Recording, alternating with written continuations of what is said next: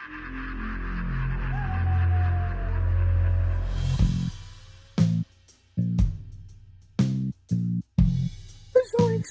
hey, Scoob, did you hear Nikki Blake is hosting a Scooby-Doo panel? No.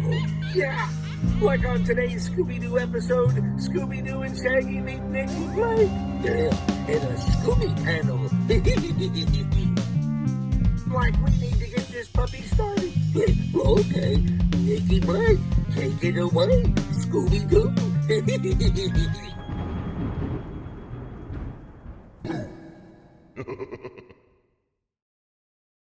Welcome to the Scooby Panel. I'm your host, Nikki Blake from ScoobyAddicts.com, and today we are talking about the Scooby-Doo Project.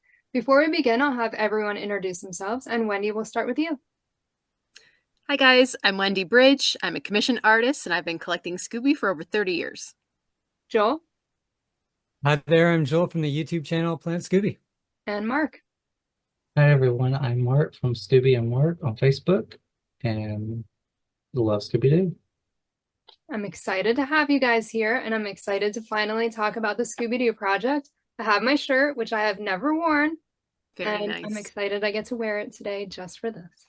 And then I can go on wearing it whenever I want. I didn't want to like mess it up or anything. So. Yeah. The Scooby-Doo Project was a parody of the Blair Witch Project. It was a Halloween special that aired in segments during commercial breaks during a Scooby-Doo Where Are You marathon on Cartoon Network, and that aired on October 31st, 1999. The full special aired at the end of the marathon, but they cut out part of it, so Scrappy was not included. In the special, the gang decide to record one of their mysteries, and they get lost in the woods and all hell breaks loose, basically, including Scrappy, who I assume probably broke out of jail just to be there, just to terrorize them in the middle of the woods in the dark. The special was written and directed by Chris Kelly, Larry Morris, and Steve Patrick, and produced by Ashley Nixon. Frank Welker voiced Fred, Mary Kay Bergman voiced Daphne, BJ Ward voiced Velma, and Scott Innes voiced Scooby, Shaggy, and Scrappy. I just have a couple of fun facts that I wanted to mention. So the neighborhood interviews were filmed at one of the producer's parents' houses, and her parents are actually in the episode, which is pretty cool. And the forest scenes were filmed in their backyard. The Mystery Machine was on a promotional tour in Canada, so the producers flew there to record the footage of that in one day. And the footage for the press conference was filmed in a conference room of Cartoon Network. The deputy in the background was a programming exec who worked on Cartoon Network shows for 20 years, and several of the people that worked there did the voices of the press people. So that's kind of fun. General thoughts on the Scooby-Doo Project. Wendy? For what it is, it's actually quite well done, I have to say. I remember watching this when it first aired. I would have been in grade 8, so I would have been 13, and was not super impressed with it then because obviously it's a parody, so they are a little bit poking fun at Scooby, and I've never been like a big fan of that. But watching it over now, 25 years later, I'm like, for the time that it was and how they actually brought all of that together, it's actually quite impressive. It looks good. They did a good job capturing like the essence of what they wanted to capture. And I can appreciate the work and the effort that went into making that what it was. Is it my favorite thing in the world? No, but they did do a pretty good job with it. For some reason, like, I love that little stick Scooby, like, that's on your shirt. I don't know why, but kudos to whichever person drew him like that, because that was just, I feel like we need to go out and get some sticks and do a little bit of arts and crafts and like make ourselves little Scooby Blair Witch stick figures. Did you see him hanging from the tree in the I didn't see that. No. Yeah, there was one. I watched it like 3 times. There was a big Scooby hanging from a tree. Okay. Okay. Yeah.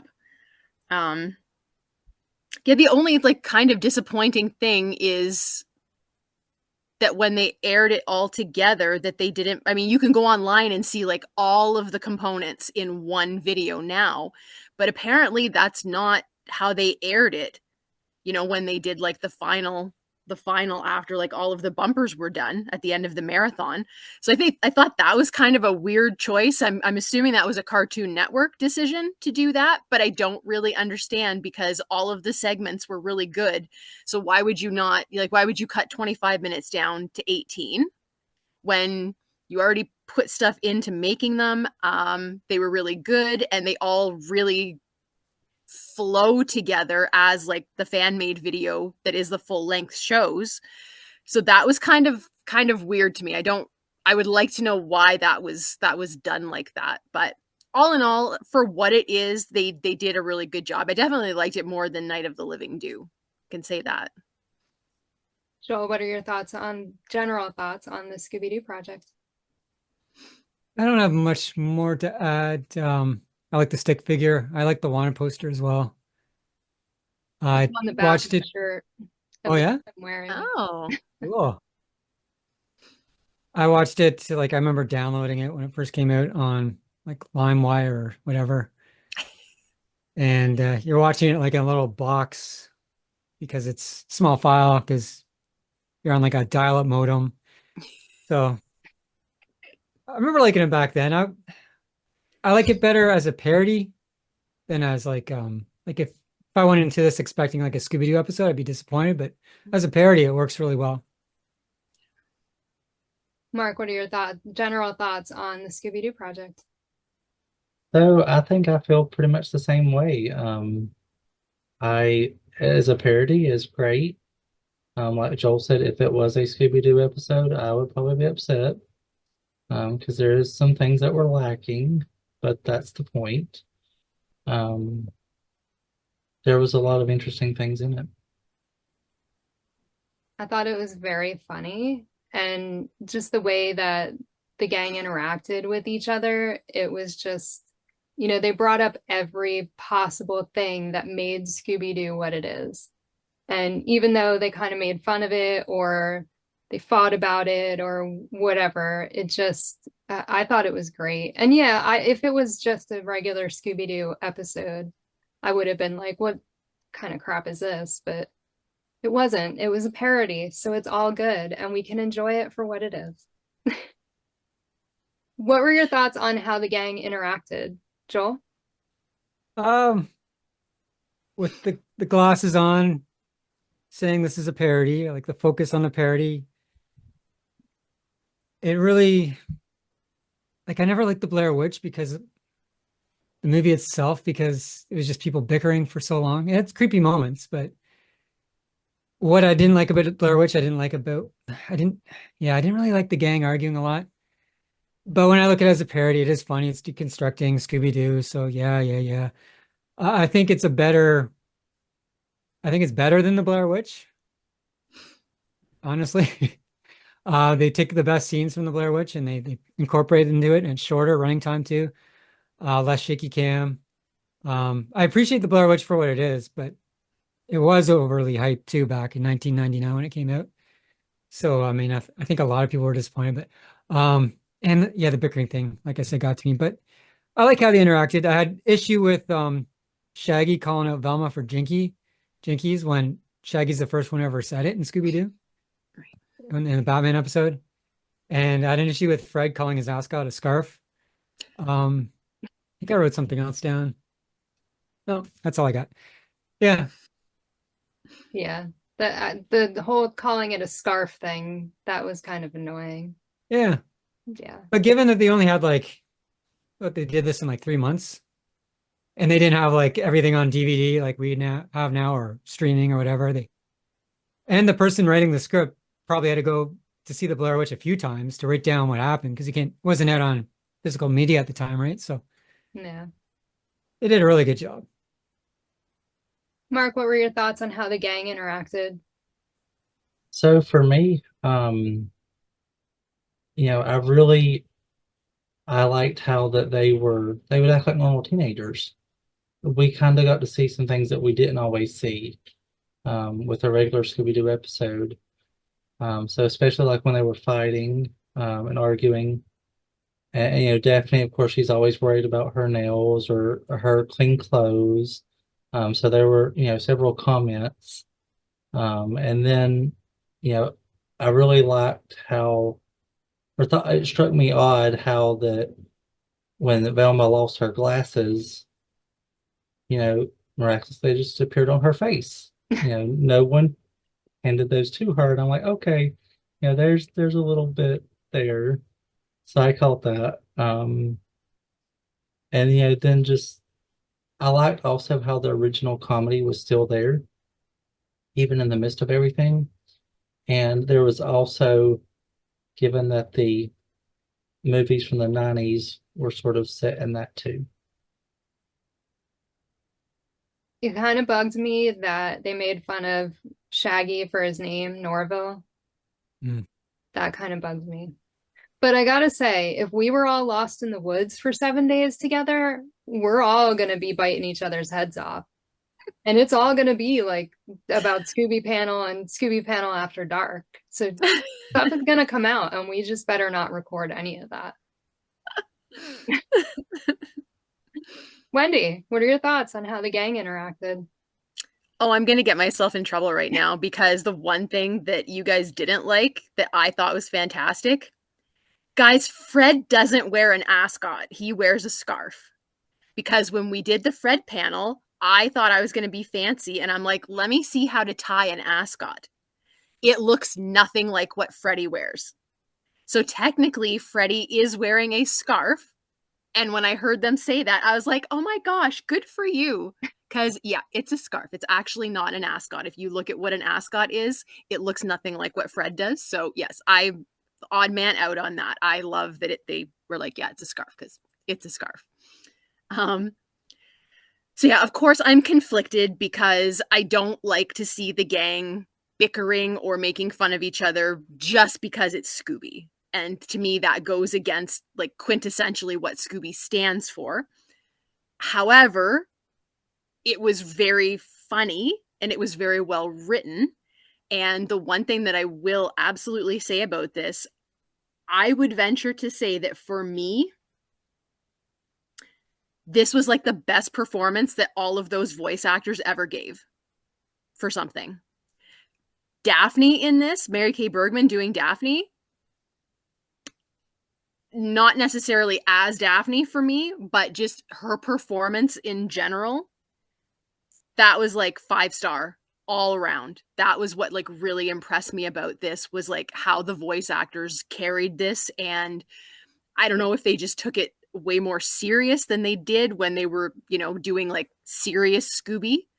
I don't know what it was, but my goodness, like they let loose when Daphne is running through the woods, and of course Thelma makes the Scrappy quip, like it's just Scrappy, and Daphne's like, I know, but just like the way that she's yelling it, it was perfect. It was absolutely perfect. All of that voice acting was just like fantastic, and that's so strange to me, especially given how like they kind of, I think that something that I watched or read said that they like had all of the voice acting done first, and then they filmed the scenes, and then they put in obviously the animation and stuff. So it's not even like the voice actors had a lot to go on. They kind of just like made it up, and to hit it that much on the head, like wow, that was what impressed me the most about the whole thing, was just how they were able to do that. Now again, not thrilled to see the Scooby Gang in particular acting the way that they were. But if I don't think of it as being them and it's just a bunch of kids, then yeah, it totally fits, and like very, very well done. I did particularly enjoy Daphne's quip to Velma about like, well, at least I try to look feminine. Cause yeah, I enjoyed that a little bit. Felt a little bit bad for Velma, but also not. Cause like, yeah, really, does it take much more effort? I mean, that haircut of Velma's, I don't know. Could maybe update that at some point, but But yeah, no, definitely the voice acting is what was like on par for me. I didn't like that they were bickering either. And normally I would hate that in Scooby-Doo, but keeping in mind that it was a parody and that they were lost in the woods for 7 days, seriously, it was like on par because, yeah, if you're lost in the woods and then Scooby and Shaggy eat all of your food and now you're lost in the woods with nothing, they even ate the map, which was Yeah. kind of interesting that they ate the map. Yeah. But yeah, I mean, it made sense that they would all be at each other. Yeah. So I think it worked really well. I wouldn't want to see them bickering like that in an actual episode, but for the parody, it worked. What did you think of the mix between the live action and animated characters, Mark? For me, I absolutely loved it. Because there was I guess because we've also saw other specials like that since then. And it was a great combination of the two. And I don't think that would always work, but I believe for being in the woods and there wasn't other things there to distract you, you could actually go with it more. So I think it actually worked well. And then also, it was like the 90s movies, like I talked about earlier, those, I mean, just the way the original costumes were used, the original clothes, like it all fit perfectly for me. Yeah. Wendy, what were your thoughts on the mix of live action and animated? I was really surprised how good it looked together. I mean, again, this is 1999. CGI is still kind of in its infancy. I don't think there was a huge budget to make this either. And give like how it really just, I don't know, to me, there was like nothing that looked amateurish about it. It looked very, very professional, very, very seamless. The fact that they would like when they were driving around filming the footage of outside and everything, that they basically just had like a black square with a white dot in the middle, and that represented where the animated character would have to go. It just, I don't know, it was really strange how quickly my mind accepted the animated characters in these real settings, and my brain was just like, oh yeah, that makes total sense. Like it looked seamless. Especially when Velma like reaches over to turn the radio on in the house. Like, I don't know, I'm super impressed with like the skill that went into actually making that production happen. I'm very, very impressed with that because I did watch it like 3 times and I'm just like, yeah, this is really, really good. I'm surprised, especially for like how early on that was, that they managed to pull that off. But yeah, no complaints with the mix of the two. And normally I'm not like everything that's come after that is like a mix of the two. I'm not really a big fan of. Like Space Jam comes to mind, where you mix like real world characters with cartoon characters, and like it's just not something that I enjoy. But there's something totally different about this one. It just doesn't read the same as what those later ones how they ended up being. Or I don't know, Space Jam may have been before that, or around the same time. But yeah, I don't know if it was just that like the lower budget actually lent itself to making it look more real, and so they weren't trying as hard. But yeah, just totally seamless, really, really worked well. And Mark might be right. It might be the fact that it was like a wooded setting that just, I mean, obviously that would be easier than like a city street with a lot of buildings and a lot of noise in the background and stuff, like a lot of things to contend with. But yeah, no, it was really, really nice and seamlessly done. It was really cool to see the behind the scenes thing that you sent us, Wendy. Mm-hmm. It really like gave you a lot of perspective on how they filmed it, and then when you went and watched it again, it was just really interesting to kind of see how they did everything, how they made it work. And yeah, I think it worked really well. Mm-hmm. I also thought it was funny because they're driving the mystery machine with that black dot or black square, and then Shaggy's all of a sudden he's there and but the fact that he's sitting there saying, oh, these woods are so spooky, they look more real. Yeah. And it was just really kind of funny that he said that. Mm-hmm. Joel, what were your thoughts on the mix between the live action and animation? Yeah, I loved it as well. And I think Mark got it right. Like it works because of the wood setting. Yeah, I don't think I'd want to see it anywhere else. I like Space Jam though, I guess too, but I'm not like a huge Space Jam fan, so it worked for me. I saw that like in the theater, so maybe that's why I like it. And I like Who Framed Roger Rabbit too, which kind of did that. But those movies had huge budgets though, right? Like they're $1 million budgets, and this is probably slapped together with wallpaper paste, like they had no money. So kudos to them. It looked good. Yeah, considering they didn't have a lot of time, they did a really good job putting this together. It was fun. I thought it was fun. Yeah. I also made sure to keep in mind that it was a parody so that I didn't get mad. There were Scooby snacks, which is super exciting because everything should have Scooby snacks. And there was a Scooby snacks box, and we got to see the Scooby snacks themselves. So what were your thoughts on the Scooby snacks, Wendy? I'm conflicted with this as well, because they looked pretty good when they were in a pile, and then we had Scooby's paw like picking up like a handfuls of them. But at the same time, it looked like cat food for some reason to me.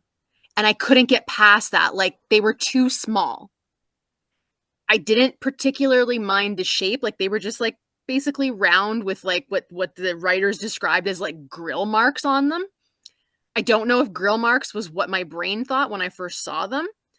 But yeah, they were too small. They were just too small. And I just associated it with cat food as opposed to dog food. So that was kind of like a bit of an issue, but I mean, the box looked real, so I'm assuming that was like maybe real.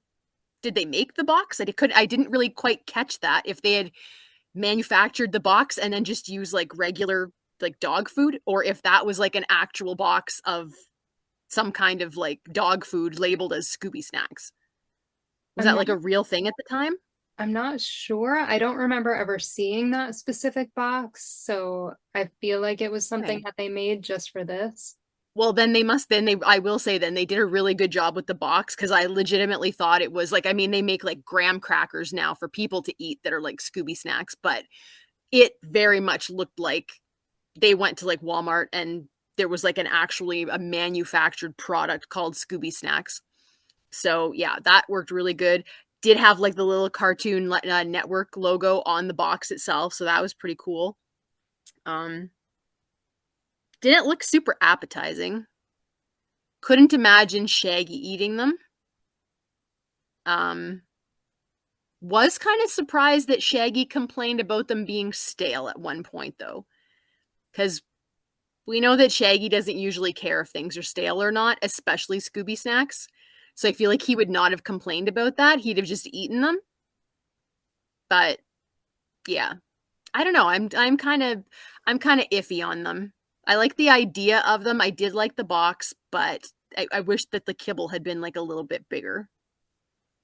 I did not look at them thinking cat food. Okay. What I thought was that they were pickles spray painted brown. Okay. That was like the vibe that I got. Okay. I don't know. Joel, what were your thoughts on the Scooby snacks? I didn't see cat food either. I kind of sort of with you, Nikki, but it looked more like kielbasa cut with a crinkle cut. But then it also kind of looked like pressed, like it was pressed. Yeah. And the box advertised gravy flavor, and that did not look gravy flavored to me. It's true. The box also had like when he said I had like the Cartoon Network on top, so I thought it was like a real box, and I also had like the top left corner like see back for some sort of promo thing. I thought that was real, but I guess not. If Nikki doesn't know, and no one knows. Just because I don't know doesn't mean that it's not real. It could be real. Well, you got the museum going on. You would have probably come across if it was real at one point. Someone would have a box of that somewhere. Someone's got to let us know if the box was real. Somebody Yeah. has. But yeah, I was surprised. I guess I missed the part where it was, I don't know if there's two different versions floating of this thing, because the one I saw, Shaggy didn't get upset they were stale. He just was worried about eating them because they're haunted.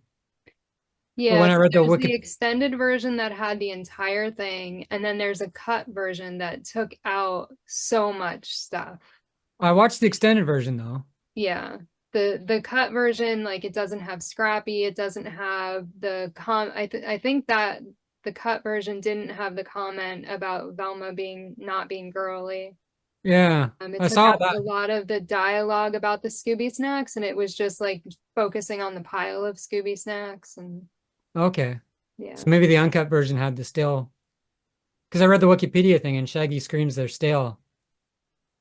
But when I Mhm. watched it, the only stale comment came up in the movie theater, which was like 3 seconds long of them in that Right. Yeah. movie theater thing. I want to see more of that movie theater. But yeah, Shaggy Scooby snacks. Yeah, gravy flavored. I wouldn't eat them. They didn't look appealing. I've eaten dog food before and enjoyed it, but I wouldn't touch those. Oh, Joel, we'll save that for a food panel. Mark, what were your thoughts on the Scooby snacks? So I kind of feel the same. I don't feel the cat food thing, so that's interesting. I can see that now. Um, but as far as like the shape, um, at first I was kind of like, okay, they kind of look like, something you would give your dog. So I was like, okay, I can see this. Um, I did I did get the sausage grill marks. That was a little, I was like, that's a little weird, but we'll go with it. Um, and then the box, I really I like that they done the circular Scooby-Doo logo. But as far as the color, I do not like the yellow. I think we should have had green and blue, like we're used to. Um, I think that would have played a little more homage to other things that we've had with other episodes. As far as like the shape of the snacks, I was kind of like, okay, why are these not like in the shape of a bone? Or why are they, yeah, which I know like in cartoons we've had circles of other Scooby snacks. So I was like, okay, I can go with this. The box is probably my biggest thing. I did not like the shape of the Scooby snacks in this. It just felt like they were not appetizing, and Scooby deserves better than that. So I would never go with that shape. Maybe if they were just circles, but giving them like the grill marks or whatever they did to them just made them look completely not good. But Great. I did love the box. I would agree that I'd change the color, but I love when Scooby is on the Scooby Snacks box. My favorite Scooby Snacks box from the entire franchise, unfortunately, is from a Scrappy episode. But it has Scooby on the box and it's perfect. So Scooby should always, always be on a Scooby Snacks box. Yeah. Would you have used different villains in this, Joel? I don't know, because I mean, it'd be fun to. I'm interested in hearing everyone else's comments, but like the Blair Witch never even showed the witch, right? And this one, I don't think this was a villain from anything that we knew, right? It was sort of looked like it was maybe from Zombie Island, but just kind of, to me anyway, just kind of dolled up differently. It had like ears, like a werecat kind of, but it wasn't a werecat. Kind of looked like a zombie. I didn't know what it was really. What maybe it is from something that someone else knows, but um, like my mind went. You could put any Scooby villain really in this, and it would probably work. But then they've done that so many times since that I'm like, I was fine with what they did. Mark, would you have used different villains? I actually think I would say no. I kind of agree with Joel. I liked what they did. Um, it does, now that I see the Zombie Island reference, that makes sense. I was thinking more of like which is which with a zombie. Um, so I can see that. As far as I think I really liked how when they unmasked the villain, they were able to close the gap between it being animated and real. I really enjoyed that too. And not everything can play that off correctly. Yeah, that's true. Wendy, would you have used different villains? Definitely, it's a Blair Witch spoof. Should have been a witch. I don't know, that really bothered me because I saw their villain and I'm like, what even is this? What is it? Shout out to Mike Jozik's podcast. He interviewed a few times two of the writers from this, and they also did like a commentary tract. And in one of them that I was listening to, they were talking about the villain, and the one guy was like, "Oh yeah, like he's like I can't quite remember, but like I think that we got it from like a model sheet or something." So they remembered it as being something like legitimate, but the closest, I know it's not the same, but like the closest thing for me that we have seen in Scooby that looked like that to me was the ghost in Bravo Doobie Doo. Mm. But it was just such a random looking thing, and I didn't particularly find it scary. And I mean, maybe they were worried about it being too, like the entire thing being too scary for kids, so they didn't want to go with like a crazy scary monster. But I kind of feel like if there was ever a time to go with a scary looking monster, it was this. This was it. Can you imagine uh the villain, the monster from Jeepers Creepers, the movie, in this Scooby thing? That would have been terrifying, because to me that is like one of the scariest like movie monsters ever. I think that would have been perfect for this project. But I definitely think that they should have gone scarier. I mean, if you're gonna when you're gonna do something like this is where you go all in. And it overall, I mean, it was kind of scary, to be honest. Um, I could see it, scaring younger kids for sure. It definitely, even after watching it a couple of times as an adult now, there were moments where I was like, yeah, I'm glad I'm not watching this in the middle of the night by myself. Like I am glad of that, because it definitely had the potential to like go over the top with like being scary without having to do a whole heck of a lot more than what they did. But yeah, for me the biggest miss though was that it's Blair Witch. So I really think that they should have done some kind of witch to like tie into even to just the name, if for no other reason. I think that was like a missed opportunity. I think a witch would have been fun.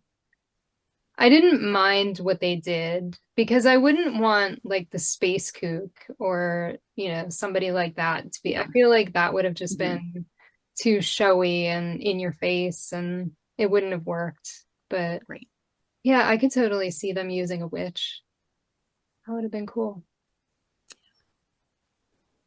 Cartoon Network apologized for traumatizing 90s kids with the Scooby-Doo Blair Witch parody when they released the Scooby-Doo Project on YouTube, obviously as a joke. But what were your thoughts on how they handled releasing it on YouTube, Mark? I actually really liked it. I thought that was very well written, in the statement they provided.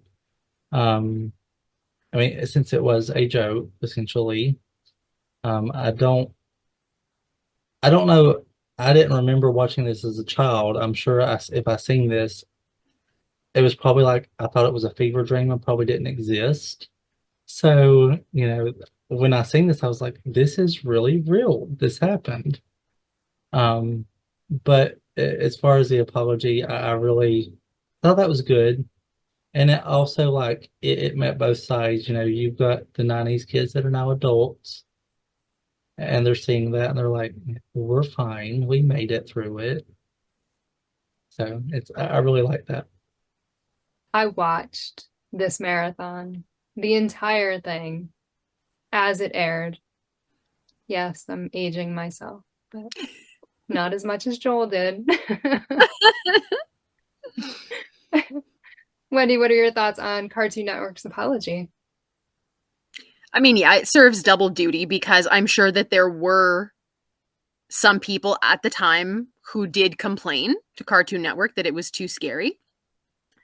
And because there are always those people. You can't always please everyone. So yeah, so it was a great way of just being like, yeah, we'll cover all our bases. So we'll make it a fun little joke because most people were fine with it, but also it can be a serious thing too, just in case somebody got their panties in a bunch over it. But I mean, like, what didn't traumatize us in the 90s? Golden retrievers, glowing eyes, you know? What didn't traumatize us? That's all I can say about that. So yeah, Blair Witch, Scooby-Doo, what is that? That's nothing compared to that golden retriever. No. And we all turned out pretty good. Sorta. I guess. We have our issues, but we hide it well. Joel, what were your thoughts on Cartoon Network's apology? Yeah, it's not really an apology. It's written more to get engagement because they're going to get flooded. I'm assuming it came out on Twitter and then they probably got hundreds of people going, oh my gosh, I remember that. And oh yeah, I was terrified. And I get it all the time where, because I review episodes, everyone's always writing about some monster that traumatized them. And I think they all turned out fine from the 70s and 80s and 90s, especially Zombie Island. That traumatized a lot of people. And they loved it. Kids love to be scared. And those who don't, well, their parents should know better than to plop them down in front of Scooby-Doo. Right. True. Very true. I thought it was great marketing for Cartoon Network to do it that way. Because, yeah, like Joel said, the engagement that they got on that was pretty good. So, yeah. How well do you think that the Scooby-Doo Project parodied the Blair Witch Project? Wendy?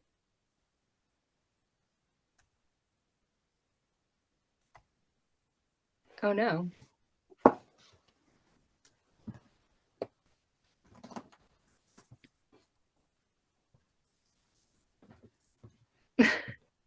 Okay, we'll wait. I thought she was going to put out a flashlight and do a scene from it. Right.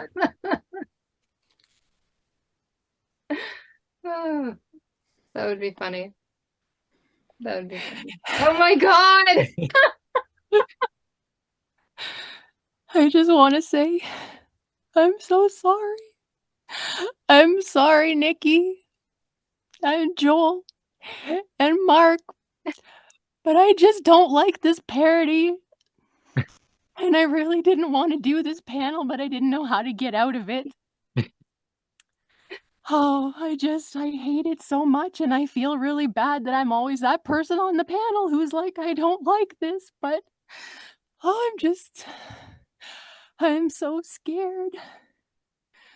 Oh, I love you, Dad, and Crystal, and Scott, and what was that?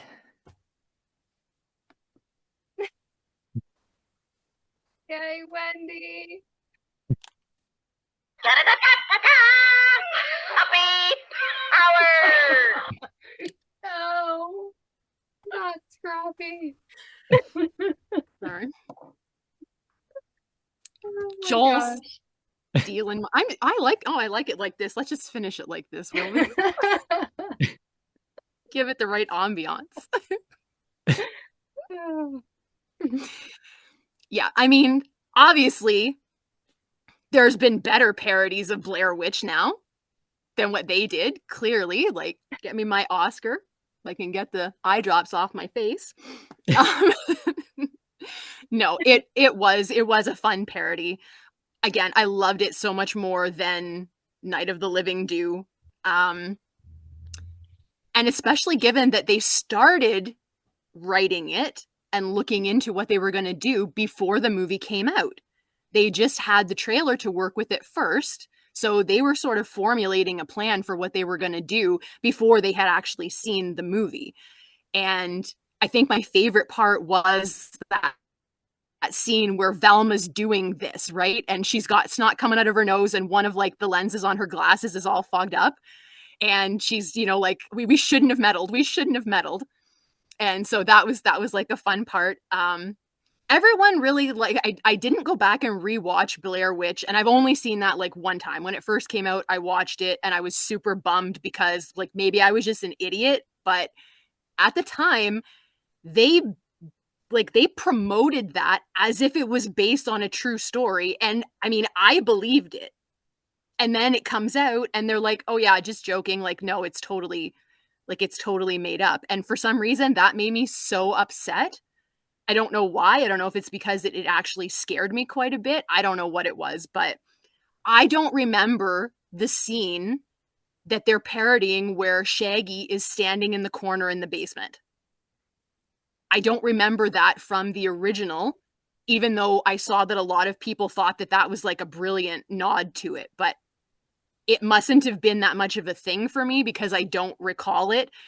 All I remember is the girl with like the snotty nose. Like, to be honest, it really was. But yeah, I'm definitely 10 out of 10 for effort on what they did. 9 out of 10 in execution, maybe 9.5. But yeah, I think that they could be very proud of themselves for what they did. I enjoy it more if I don't think of it as being Scooby, simply because I don't like to see the gang interacting that way. But it was very funny in the writing. The way that they filmed everything was really cool. And to do all of that in 1999 with the small budget that I'm sure that they had, like, I think it was a pretty good parody. I think they did a really, really good job, and I think they should be proud of themselves. I'm very surprised that it's like it aired one time and then never again. And it never got like an official, it's never been like an extra on any of the DVDs, and we know how many Scooby DVDs there have been over the years. But yeah, why is that? Like, I think, to be honest, I think it would be okay to like release that so we could have it, because it is a part of Scooby history, whether somebody likes it or they don't. And it's certainly better than some of the Scooby things that go on today. And I think just for the effort alone that went into them pulling off something that was very believable and funny, but also really, really scary, like, that is kind of quintessential Scooby, getting scary and funny and making it work together. That is what Scooby is. So, I mean, did they nail that aspect of parodying both Scooby and Blair Witch? I kind of think that they did. And it was a fun way to poke fun without it feeling like they were making fun of it. Because that was kind of the thing that is not typical for parodies of Scooby things. Like, usually it's very obvious that they're making fun of it, and that really turns me off. But even though clearly they are poking fun in this, it just doesn't come off like that. They sell it like it's a serious thing, but it's also funny, and that's very difficult to do. So yeah, very good parody. Let's give it overall. Let's give it, like, to be honest, like a 9 out of 10, even though I don't love it, but I appreciate it for what it is. Well, bravo to you for being in character. And if it wouldn't be such a weird shot, I would give you a standing ovation. But it would be very weird for me to do. Well, we would like to see the back of your shirt. Okay, well, it's going to be weird too, but there you go. Oh, awesome. Yeah. That is awesome. Hi. We're just doing a whole bunch of weird stuff on tonight's panel. Why not? Joel, how well do you think they parodied the Blair Witch Project? Oh, it's a tough act following Wendy, so. Yeah. We should just leave. Let's just end it. What she said. That's exactly what I was going to say. All right. Well, then Wendy wins. Yay! Yay! It's funny because the only thing that I remembered too, hold on. I'm going to spontaneously combust in a moment. If you can just. Okay, there we go. The only thing I remembered from the Blair Witch Project too was the girl with the snot. Yeah. And I didn't rewatch it either because I was like, well, we're talking about the Scooby-Doo project, so it doesn't really matter. And I didn't have time. But yeah, you did an excellent job. Thank you. Very good. Very good. Final thoughts on the Scooby-Doo project. Joel? Yeah, it's well, I'm just gonna kind of repeat what we've all been saying. Yeah, it's good. It's better. I think it's better than Blair Witch. I think they came out later though, Wendy, and said that there's like a missing scene. I don't know how to word this, but you know how you had the issue with Blair Witch saying it was all a hoax or whatever. Mhm. Then they had it like they did the Scooby-Doo Blair Witch project too, where they had a shot later on with Fred and some guy from Space Ghost. Right. So this guy in the mask. Yeah. That kind of ruined it for me because I'm like, Yeah. well, the mystery machine like all empty and like we think the gang's been killed off by the witch. It's why didn't you just leave it like that? Mhm. So I had the same feelings 25 years later that you felt about the Scooby-Doo project, except that took me too long to comprehend that and say it. So I'll shut up now. Mark, your final thoughts? I have to agree with what everyone else has said. Basically, I mean, it was really good. To me, honestly, they took a movie that had come out at this time and they done this in 3 months. Yeah. And on a lower budget.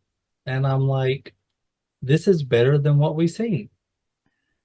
And it's I mean, of course, like you said, there's only certain things we remember about the original movie with the girl with the snot coming out of her nose. So that's the memorable scene. And it's like in the Scooby-Doo Project, you'll remember Velma crying. Or either Daphne running through the woods. Those are the two things that's going to always be in my memory. So I loved it. I agree. The Scooby-Doo project was definitely more memorable than the Blair Witch Project was. That's for sure. Yeah. Wendy, your final thoughts? Yeah, guys, go watch it. There's the extended, like the full length with that crummy ending that Joel mentioned, as well as like the press conference from the beginning that was just in the bumpers and stuff. The full one is 25 minutes long. The official one is only 18. So yeah, if you're a Scooby fan and you enjoy, I mean, it's almost Halloween, so you want to do something for Halloween, all of it is on YouTube, or you can find it just by Googling it. Vimeo I'll put all the links has, in the description of yeah, the video. yeah, absolutely. It's definitely worth rewatching, especially if you saw it when you were a kid. It's worth rewatching it as an adult just to appreciate what went into it. So even if, like me, you didn't like it the first time that you watched it, you will probably find something to enjoy about it now, looking at it through, ironically, more critical eyes, but from a different viewpoint. So yeah, go find it, watch the full thing. And then imagine us in the 90s watching it all chopped up in pieces and, staying up for however long watching every episode of Scooby that we could find.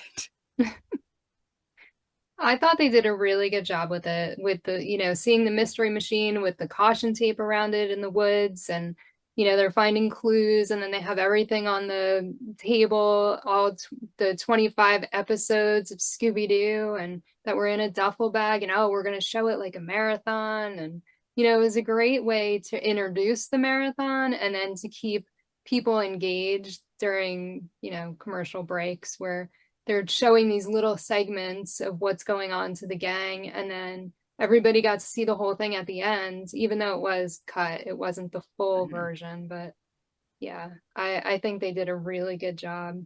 I really liked this a lot. As a parody, I would watch it again. And I think everybody should watch it. If you haven't seen it, watch it. It's good. It's worth it. And then you can tell us what you think of it. Yeah. Yeah. We are going to wrap things up. Before we do, let everyone know where they can find you on social media. And Wendy, we'll start with you. On Twitter, I'm Wendy Loves Jesus. On Instagram, I'm Wendy Bridge, and my blog is wendylovesjesus.wordpress.com. Joel? You can find me on YouTube. Type in Planet Scooby. Mark? You can find me on Facebook. Look up Scooby and Mark. You can find all my links on ScoobyAddicts.com. Let's give Wendy a standing ovation, and she deserves an award. We're going to make her an award, something. Ah, yeah. Thank you so much. Thank you for joining us for another Scooby Panel. Thank you for tuning in to another Scooby Panel. I'm Nikki Blake from ScoobyAddicts.com. If you like these panels, please subscribe to my channel for more great discussions. A huge shout out to our patrons, Julie Rosen, Ross from ScoobyFan.net, Tagus, Garrett Spencer, Paul the Scooby Dude, and Jesse. If you would like to support the Scooby Panel, please go to patreon.com/ScoobyAddicts. A very special thank you to artist, blogger, and Scooby collector Wendy Bridge, Joel from Planet Scooby, and Mark Morrison from Scooby Doo and Mark. Scooby Panel is available in podcast form on most podcast platforms or as a web series on YouTube. You can find Scooby Panel on Instagram, Facebook, and X as @ScoobyPanel. We are part of the Collector's Maze Network, where you can find all things geek. Scooby and Shaggy were voiced by Scott Innes. Check out Scott's website, onescottshop.com. Scooby Addicts artwork by Will Davenport. Scooby Panel logo by Garrett Spencer. Video editing by Nikki Blake.